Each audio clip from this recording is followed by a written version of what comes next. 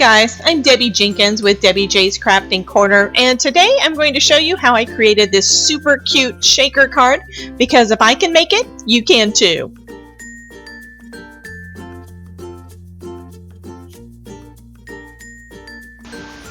Before we get started, I want to tell you a little bit about the Trinity Stamps giveaway hop. Now, this video that you're watching today is not part of the YouTube hop. That actually happened last week. However, I was a participant in the Instagram hop, and you still have time to get in on both the video and the Instagram hop. So I'm going to go ahead and leave some details as to how you can enter both of those contests down in the description below.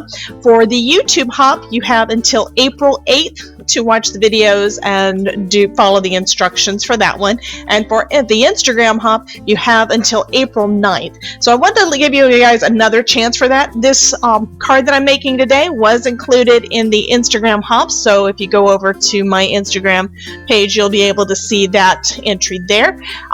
Let's go ahead and get started on the card. To start off, I'm going to be using an A2 size card base for my, basically for this entire card. So I'm going ahead and creating that using an EK Tools mini scoring board and using my regular go-to 300 GSM 110 pound cardstock that I get from Michaels. I am using a stamp set from Trinity Stamps. It's called a Crafter's Heart, and I'm using the big heart on that one. This is just a gorgeous stamp. It's got a lot of little crafty images, and I think that it's perfect for sending to any and all of our crafty friends. So I've made a bunch of different types of cards using this stamp set since I picked it up.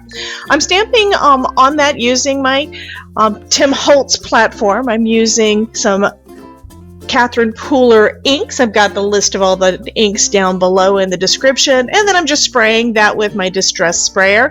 What's really neat is these are water reactive, so they give kind of a real nice soft watercolor look, and that was perfect for what I was looking for. So I'll go ahead and clean off that stamp, and then I'm putting a little bit more ink on just because, you know, I needed a little bit bolder lines on that one.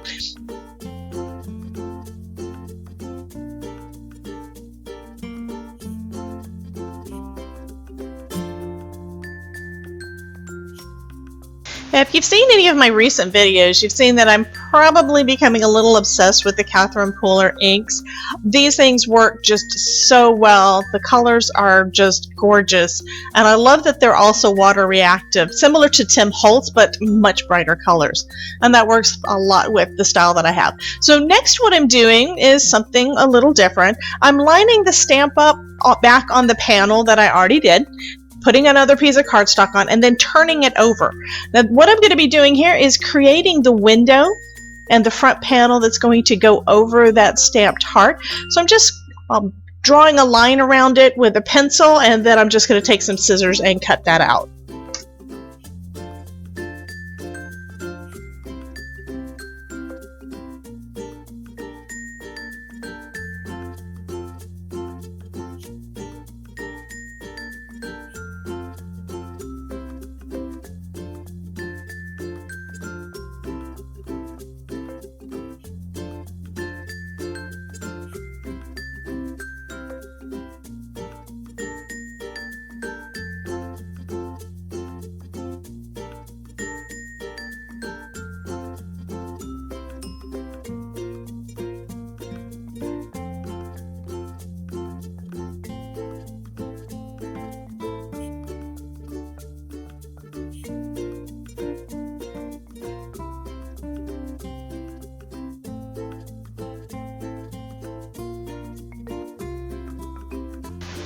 Next, I'm going to add an acetate window to that. So what I'm using is just some standard transparency film.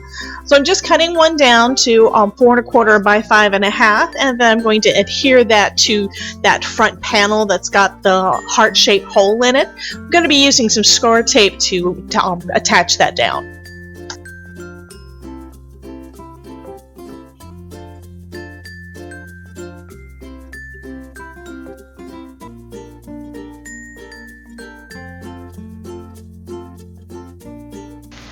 I sometimes have issues with the score tape staying down well, so what I'm going to do is I'm going to go ahead and burnish them all down before I take the release paper off.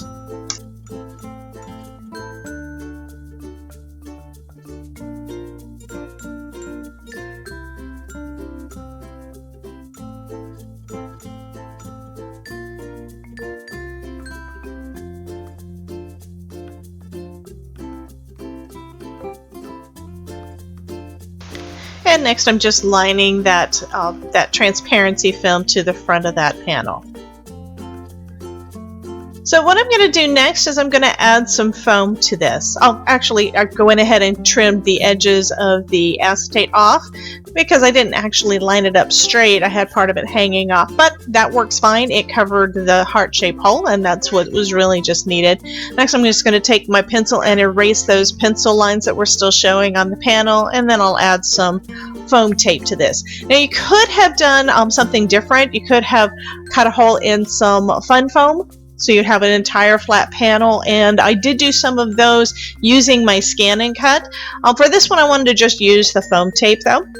And once all the foam tape is down, I will take all of the... actually I'm going to go ahead and get out some of my shaker bits. Now these are just so super pretty. They are again from Trinity Stamps.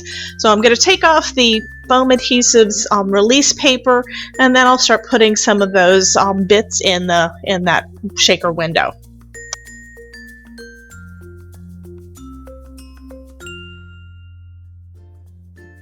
Before adding the bits, I wanted to try to take care of some of the static that I see happen on almost every single shaker card that I do. So I went ahead and got out an anti-static tool and just ran that around. And then I put some of my shaker bits that I got from Trinity Stamps in, and I'm turning them over because I'd like them to face outward towards the window.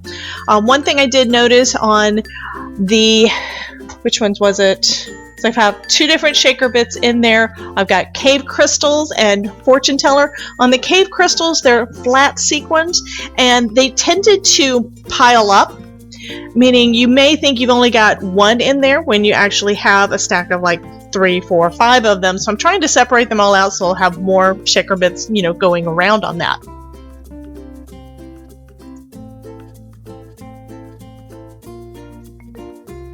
Once I got them all placed where I wanted them, I went ahead and added some liquid adhesive. I'm using my art glitter glue. Adding the liquid adhesive onto the foam. Reason for that is it gives me a little bit of wiggle room when I'm putting that panel down, because otherwise you put it down once, it's stuck, and then you have to tear the entire card up if it doesn't work out right. So that shaker bits, the shaker bits are shaking around just like they need to, so that looks good. Next I'm just going to add a couple of sentiments to the front. And again, I'm using some Catherine Pooler ink. I'm going to be using some Rockin' Red. And here you can see that although it does do real well with the watercolor kind of technique, it also stamps beautifully. I absolutely love this ink.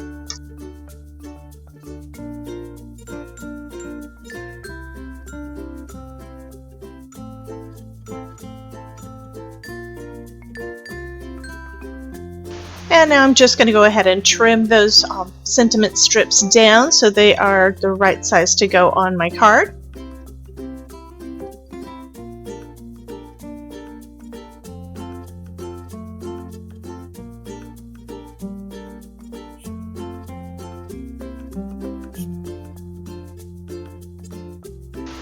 I decided to turn one of those into a banner, so I'm cutting a fishtail on the end. I'm not real good at that, so I probably should practice a bit more, but that's what I decided to do with this one. I'm adding some art glitter glue to the back and then just adhering that on, and then just making sure that it touches everything, including that acetate, so it'll stick really well.